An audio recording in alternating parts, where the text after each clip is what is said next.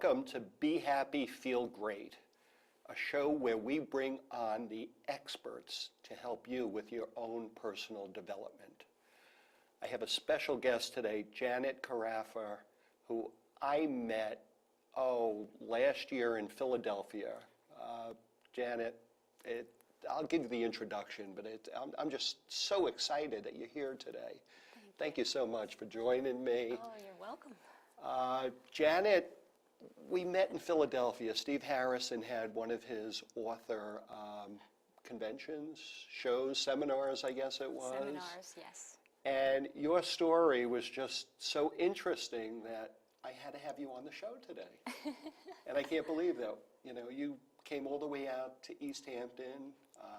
Janet lives in New York City and Hawaii. And that just goes to show you what an interesting guest that I have today. It's great, Janet. And where do I start? Let's see. Janet wears a lot of hats. Janet's a mime. Yes. An author. Yes. Now. A yoga instructor. Yes. An event producer. You have your own event production company. Am I missing anything? That about covers it. That's enough, right? You need some time off too. You need to have some fun. But it's a pleasure. And the day I met, I said I have to have Janet, and I'm thrilled that you agreed to come all the way out here from Hawaii. Oh yes. Well, Pretty good, it's just a short commute, Yeah. and it's beautiful out here. You live in two of the best places in the world. It's I really, true. when I heard your story, I'm thinking Hawaii and the opportunity to be in Manhattan and also come out to the beautiful East End of Long Island. That's right. Our studio today, right? You had a great trip on the jitney, I guess you That's took right. on? Yeah. And it's beautiful out here. It's a beautiful day today, Yeah. and we're thrilled to have you out here. Let me see, but our show is really following your dream. Yes. And you have followed your dream. And there's a lot of people who are out there wishing they could be out of the corporate world, they could be independent, they could be doing the things that they would enjoy. Mm-hmm. And they feel like they're stuck, And our show today, we really want to help those people get unstuck and realize that there's a lot more in life than being unhappy. Right? We want everybody to be happy. You are one of the most happiest people I ever met. Oh. And look at that smile. So are you. Well, we're going to have a great show then. No, this is great. So where do we start? Okay, when did you get interested in mime? Okay. That's fascinating. Yes. I wasn't in theater. I was in high school.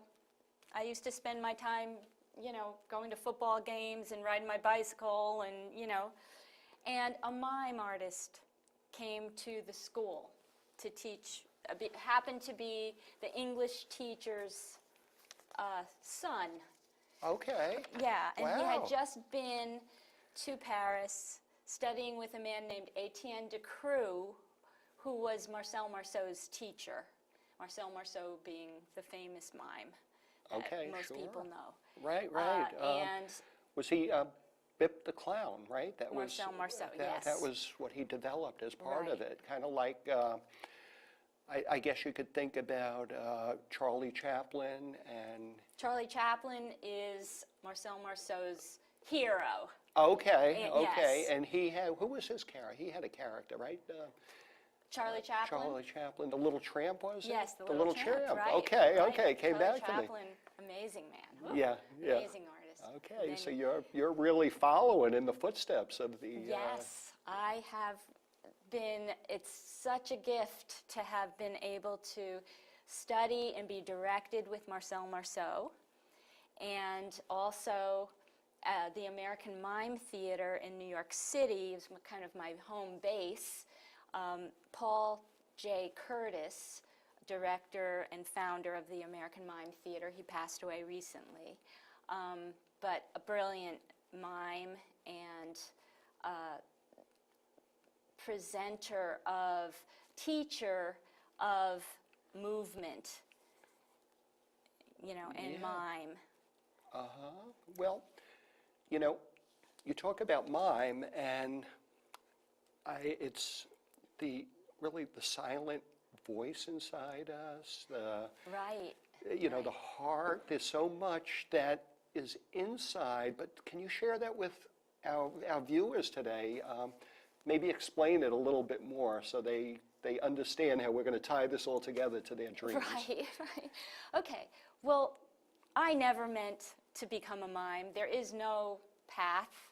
There's no school. I mean, there are small little schools and masters of mime who teach, but there's no way you don't get a degree in mime. I mean, it's not like, I'm going to be a doctor someday, Right. or a CPA, or a teacher, or something. You So just this don't was have not that. No, my okay. goal. This was not a thought. And, but I saw this mime artist, and I experienced some of it, and I just fell in love with the motion. It was like he sculpted space. And then we went with the high school to New York City and saw Marcel Marceau. And I fell in love with this art form. And so when I went to college, I just did it as a hobby. I never once in the world ever thought, oh, I'm going to become a mime artist. Right, if I remember, you were looking to be an archaeologist or something with National Geographic, right? Right, so my idea so you were was thinking I was about taking that, yeah. writing and anthropology so that I could maybe write with National Geographic and travel the world and write. That was my idea. You know what? That's not a bad deal either. No, it sounded good, Sure, right? a lot of people would love having Right. a career like that. So you're always on track to have a great life, I think. Yeah, so anyway, I started doing mime, and I started having experiences as I did mime that were just so heart-opening, and I would just discovering what was in the silence and in the expression and in the exchange between me and the audience, or as I was silent. And for example, once I was performing in a museum, and it was a hands-on travel through the museum type of place. And there was a group of children following me around. And I was absolutely silent. I was doing mime. And they were silent too. And we spent over an hour together, climbing on things, going in things. They would go, and we were just doing in silence the whole time. At the very end, it was about a 3-year-old, and she had to leave, and she went like this, and she went, "How do you speak so softly?" She thought she knew I was communicating. We had communicated. She didn't even know. Without talking. Yes. Wow. So then I knew, wow, this is really an amazing, I started getting very excited about exploring this more and more. Yeah, yeah. And so I did. And you work with all ages. Your audiences are, you mentioned children, Yes. but I also, when I was talking to you before, you said elderly people and everything Yes. in between. And you work about an equal amount with everybody? Yes, well, as it's kind of unfolds, so, I will get a request, say from a college, to come and teach. What do we speak is the theme or something of the talk they're giving, and they want to have a mime, speak in silence, and then discuss different things. So here, I've worked a lot with college age and teen, and the older children who are creating a vision, writing their vision, and want to express their vision, and they want to make a change in the world. And so working physically and expressing it physically from the heart moves the audience.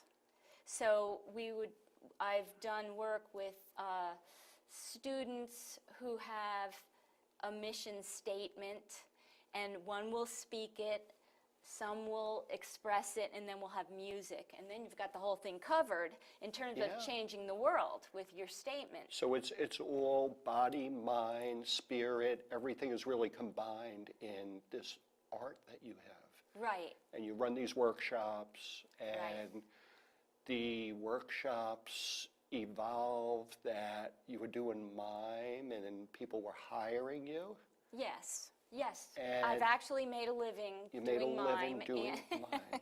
Yes. But you went a step further then. Right. They wanted more mimes to be with you. perform. So you had to bring in performers and entertainers, and then it became like musicians and Yes. So, and yes. you're an event. So production now I company own now. event production company. That is so cool. Yes. And I keep that kind of separate from my performance as a mime. Okay. Because that is a business. So that is very detailed, very organized, corporation that I have. Yeah, And I produce events. So you produce events. Now, you live half the year approximately in Kauai, the beautiful paradise island of Kauai, up on the North Shore. Beautiful up there. I have visions of you on your cell phone out at KA Beach watching You've been there. the sunset. And then maybe doing a little bit of snorkeling down the road at tunnels, and here you are, the inspiration and everything. But then when you're in Hawaii, you also wear another hat, right? Well, yes, and here too, I teach yoga in okay. Hawaii. So in yes. New York and in Kauai. you teach. Yes, but Okay. most of when I'm in Kauai, I teach pretty regularly. Here in New York City, I sub. Okay. I'm a sub teacher because I'm doing the business as well. So, but it just makes me very happy. I love yoga, and it's been my workout for the mime, and So it was a just for- natural. It was a natural for Yes. you just to share what you know with other people and to help them also. Right, and when I initially took the teacher training, I just felt like, I wanted to immerse myself into yoga for a bit. And I didn't think I would teach, but I was going to go to the teacher training and just immerse myself for 3 months. But what I find is that teaching changes me. I can connect with the students, and I see their changes and feel their changes. So it's also a growing process. So everything is very intuitive with you, and it comes from inside, and you could really connect with people, and that's just wonderful with. Well, that everything. is the one amazing gift in all this, is that what I do seems to flow, and it flows from this passion I have for the art of mime, for discovering more, and just following that. And it's so strong, it's like a light that it's almost, I guess I don't have to follow it, but I choose to, and then the next thing unfolds, because that's what I would suggest to anyone who feels stuck. There is no being stuck. Every minute is different. Every second is different. Every emotion is different. Right. Everything. We talked a lot about emotions. Let me ask you this, though. Would you be able to perform for us before the show's over? Can you Sure. show us what I will. actually, it might be people watching that really don't understand, and until they see Right. it, okay? Okay, I'll do that's that. great. How And about, also, what I can do right now, just very quickly, is have everybody have a quick experience of one of the experiences that I had that made me see a whole different way, that made me understand. I could see space, and maybe made me feel more connected. So I'm going to show you, mimes are known for doing the wall, right? Yeah. So I'm going to have everybody do it. If you'd like to try it, you can. Just shake your hands. Shake them up. I just want to get the blood flowing so everybody can try this. Then relax them. They feel tingly a little bit? They do, yeah. Yes. So then you have the awareness around your hands of the space with that tingling feeling. So then press. There's the wall. Now, if I'm going to look at a camera here. I'm looking at the camera. I'm breaking the wall with my eyes. But if I look at my hands, my hands come into focus, and there's a blurry wall. There's a blur. Everything else is a blur. And it starts to become a plane that I see from the blur. So then release and press, and you can move your hands over, and then move your body. That's isolation. But the thing is, if I break the wall, the audience doesn't see it as well. If I look at the wall and focus it, then I share what I see with the audience. And that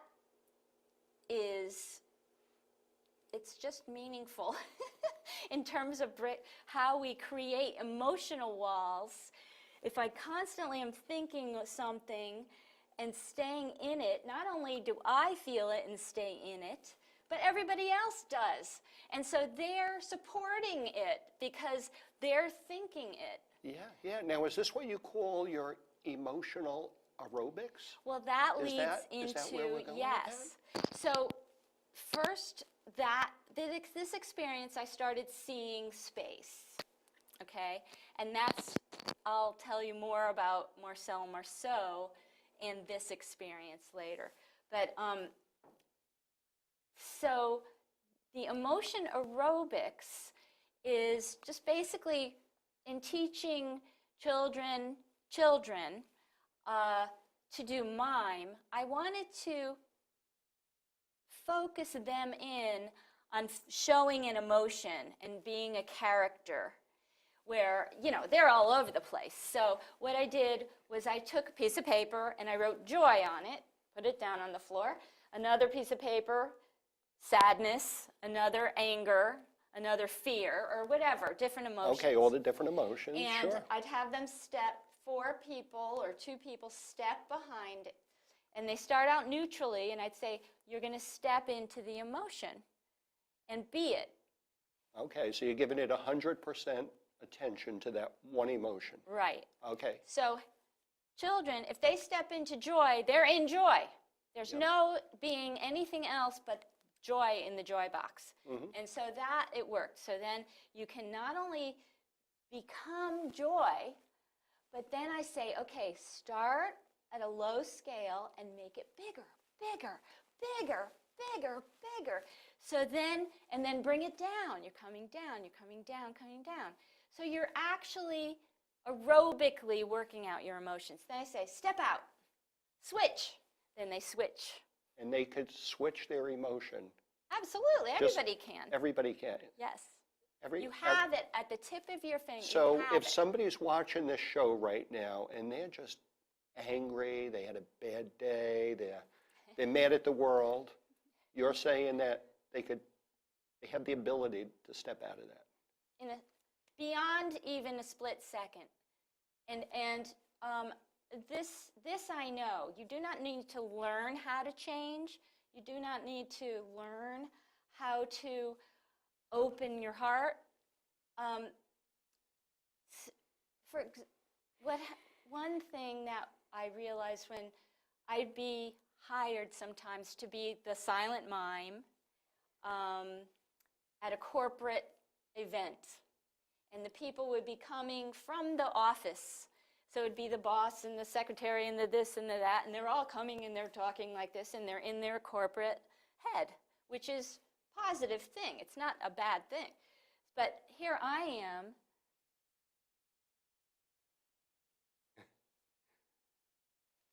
but all in costume as well, totally silent.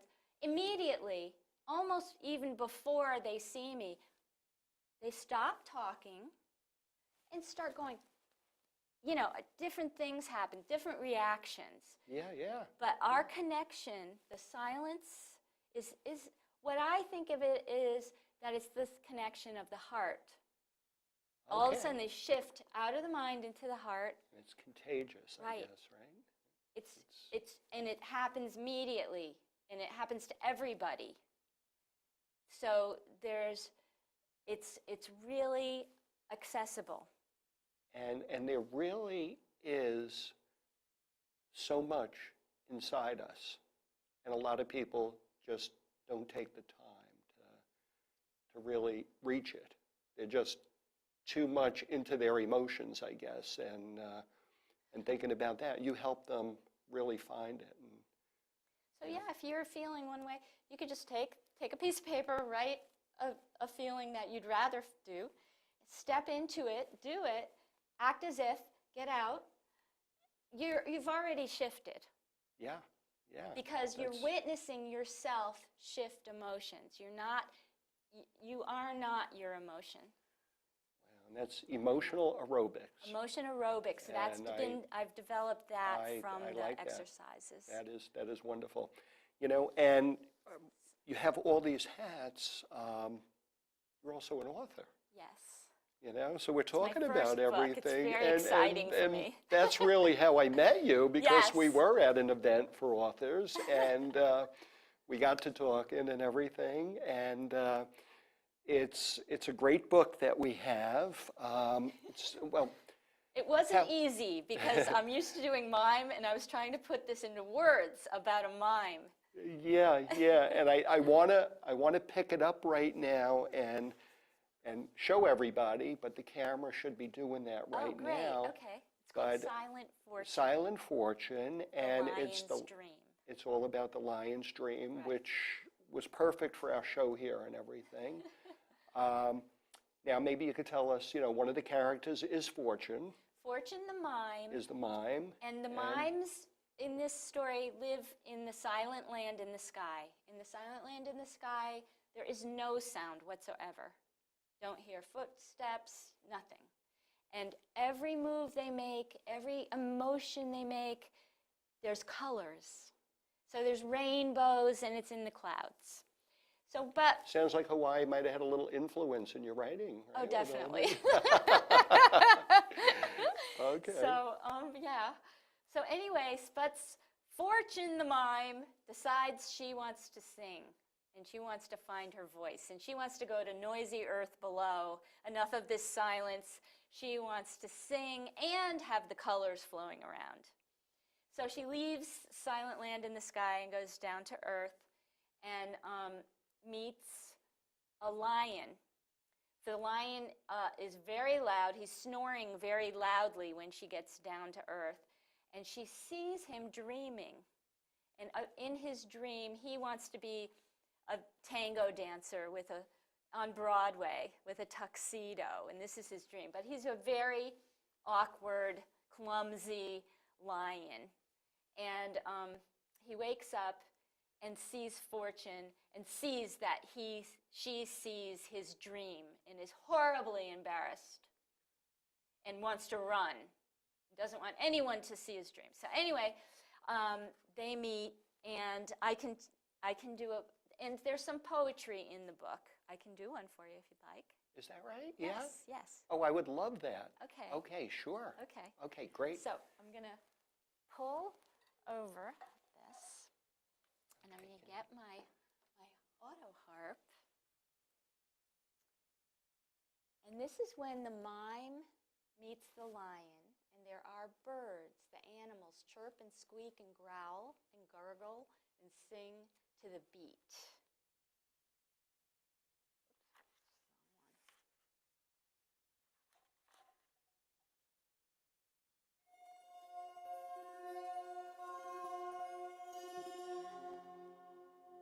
I am you. You are me. Who is who? Who are we? Foot to foot, knee to knee, eye to eye, together we see. I feel this way, you feel that way. Is anyone right? Is anyone wrong? We all dance to the mirror song. One to one, two together, blending into one another, dancing closely, you and me, moving simultaneously. That was beautiful. I love it. Okay, I'm sure everybody's sitting at home, they're clapping now. We should have a live audience here, but we... That's what happens when a mime meets a lion. Yeah. Oh, that was great. Now, the book is Silent Fortune. It's available on your website. Yes. And Amazon. Amazon and Barnes & Noble online. Okay, that's great. And the target audience was middle school schools students. And adults. And I was going to say, because I enjoyed reading it. Okay? That's what I find. You sent me a copy, Yes. and it has the poetry, it has great illustrations, and it's just a great book. Now, we're running out of time. Okay, I want to thank you for being on the show today, but I'm not going to let you get away with not performing before the show's over, okay? So I think we're going to end it. I'm going to thank you for coming here today. You're welcome. It was just great. And I know you got to get out and just change, and we're going to come back in a moment with a nice performance by Janet. Okay, thank you.